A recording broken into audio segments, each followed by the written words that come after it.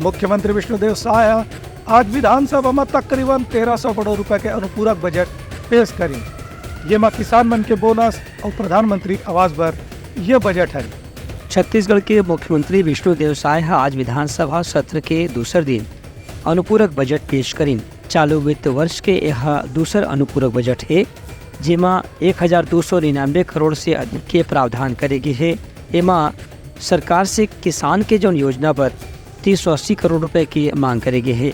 एमा धान के बोनस के 210 करोड़ रुपए भी शामिल है। बता दें कि खर पहली पूर्व मुख्यमंत्री भूपेश बघेल है जुलाई में वित्तीय वर्ष 2023-24 के पहला अनुपूरक बजट ला पेश कर रही, जो उनकी 6031 करोड़ रुपए के रही से।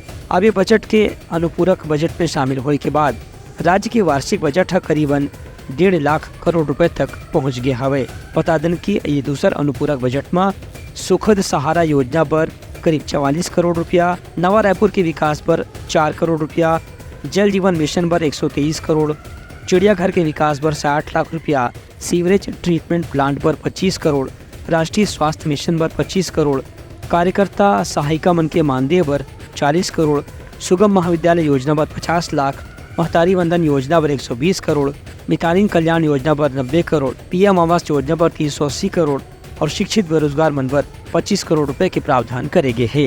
ब्यूरो रिपोर्ट, उतलांगा न्यूज।